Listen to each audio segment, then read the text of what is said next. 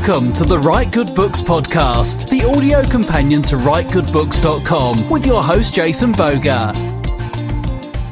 Hey everybody, thanks for checking in. Jason here. I'm joined by our co-host, Scott Michael Childers. How you doing? I'm doing fine. Cool.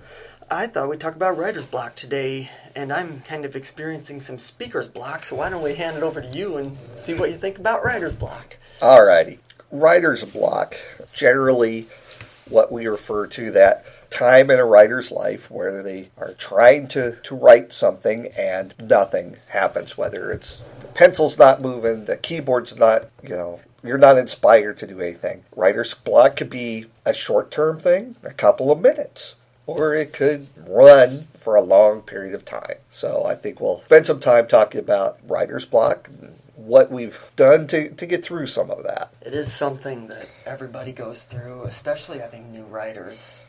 When you start writing and you don't have a lot of focus, you sit there, you see that blank page, you get intimidated and think, oh no, what do I do now? Yeah, I think added to that is people who don't have a schedule, and we talked about finding time to write, early on, but if people don't have that gearing mechanism, it's like it's 4 o'clock, it's time for me to write, I think they may be more apt to get writer's block because they're just trying to find that mentality. So new writers who haven't set a schedule or haven't set their procedure for writing, I think they're more at risk of writer's block. You're so right. I know it'll be a Saturday afternoon. I know at 3 o'clock I'm going to go to the coffee house and I have 2 hours. Then I've got some time to prepare. I'm kind of going through some ideas in my head, and as soon as I start, it's go. Where opposed to the opposite of you're watching a movie, you get bored and say, I'm going to try to write a book now. Sit down, open up your computer, and then you're done. How often do you struggle? I would say I struggle at least once a month. And again, like we've talked about before, I don't have a set schedule because of my day job. So I don't have that type of psychologically getting into it every day like many other writers do. But I usually hit a period about once a month where I'm having trouble writing. I'm not happy with anything that I'm putting out. I might be forgetting verbs in my sentences. So that's for me. What about you? I run into problems more. It's never that I have trouble writing. I think I'll run into motivational problems. I'll sit down and say, okay, it's time to write this scene. And I look at that scene and say, scene's kind of boring. I don't really want to write it. Where the proper thing would be to say, how do I make this scene not boring? Where I might say, I'm going to write a scene that's a little more fun. And then you start getting conflicted. Well, I should probably work on that other scene. And then you end up on Facebook. I think a lot of times also pressure will do that. If when you go write, if you have too many of your real world problems in your head, you're going to get distracted and it's going to be hard to focus. That's usually when I have trouble with writer's block. If it took a little longer to get the kids to bed or something, and I'm a little stressed that, oh no, my hour and a half is now 45 minutes, so now I put too much pressure on myself to reach whatever artificial word count I set, and then all of a sudden my mood slips away and it's hard to write. All right, so let's talk about what happens when this, however it got to that point. You've decided I'm not able to write right now. What do we do? Well, for me, that's when I start to spend a little bit more time on the business of writing. Yeah. As we've said before, since I don't have that set schedule, I tend to prioritize the creative side over the business side. When the creative side isn't working, that's when I'm spending a little bit more time on the business side. Maybe looking for new contacts, maybe doing a little bit of research. So I'm still actively working towards a goal. It's just I'm doing different tasks. Sometimes after I get doing that for a little bit, then the muse will hit and I can get back to writing. Other times that day, it's just the business. And I'll come back to it the next day and, okay, now I've gotten through that part. You touch on something that's really important. When you have writer's block, you can't just give up and walk away. Find some other activity you can do to keep your writing in your head, and that is when I'll get on Pinterest and promote the blog, or Twitter or Facebook and promote the blog. I also have the benefit of I open up my theme of absence submissions inbox because that's always full lately, and read a couple of submissions. That helps get the creative juices flowing, and then I'll go back to where I was. I do find that a lot of times it is a motivational thing. It's so easy to get distracted on the internet when you're supposed to be working. Yeah, and another tactic that we may try for those short-term writer's blocks is add something to your idea pile. Maybe your writer's block isn't complete absence of creative thought. It's distraction from other ideas you want to write about later. So get them out of your head, put them into a document or filing system or whatever you use to get that new idea. If it's not going to fit in your current work and you don't want to just junk the current work and start something new, write it down, get it out of your head, so that way you will remember that later and then come back to your original work. Yeah, brainstorming is a great cure. You'll find something to get excited about. I'll also go through my work in progress folder and find something that catches my eye. When all else fails, sometimes I'll roll a die, pick one and just read it and say, hey, what can I add to this for, give it 10 minutes, see if I can get 50 words out and see if it gets exciting. Yeah. What about long-term writer's block? That is a lot more frightening than catching yourself for a night or two having trouble. Yeah, I think if you're going a couple of writing sessions and you're just not feeling it, you may want to stop and think, it may not be a writer's block. It may be the work that you're on. And maybe you've said everything that you could say about it, and it really isn't a novel. Maybe it needs to be a short story. Or maybe it's just like, this is not the time for me to be working on this. So that goes in your work in progress file, and you start something new. I know for me, when I was working on a nonfiction title, I got to a point where it's like, I can't write about this anymore. So I wrote some sci-fi space opera stuff. Just did something different for a little bit. It was a short piece, and I don't think I'll ever publish it. But it got my interest level in writing up again, that I could go back to the real work that I was trying to do. That's good. You find something to do that's more fun. Yeah, or at least I'm still writing. I'm still, working those creative muscles. However, I was able to set that other piece aside for a little bit. And that was about a week's worth. I was like, I just could not work on that nonfiction book anymore. It was important to me, but at that time, I could not write. Yeah, you needed a break and found something else to work on.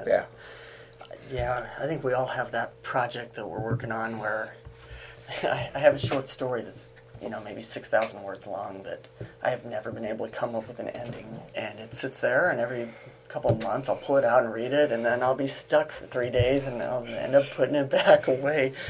That's a little different than writer's block, though. I just don't know how to end it. Do you think it's a good idea or a bad idea to really just force yourself to write when you're stuck? That's what I think Stephen King says, that you just get those words out and clean them up later. I think that could be a technique to break through some of those issues, especially if your writer's block is at the beginning of a work. Mm-hmm. If you're just starting something, and let's say you're not an outliner, you're really trying to do it by the seat of your pants and you get stuck, just keep writing stuff. Blank page writer's block. This is a great method to get going. I think you're right, and I think you don't have to worry about writing bad fiction because a lot of times it'll take you a few pages to get your groove, and you're going to end up deleting, a lot of what you wrote in those early pages anyhow when you clean it up. Yeah, I found that is one way that helps me get started, is I have the blank page. I have a rough idea of setting or plot or something, and so I just start spilling that onto the page. And I probably would not keep those first 5 paragraphs because it is almost stream of consciousness. But by the time I get to like that 4th or 5th paragraph, and these are short paragraphs, then I'm in a lot better place to continue writing something in a more coherent manner.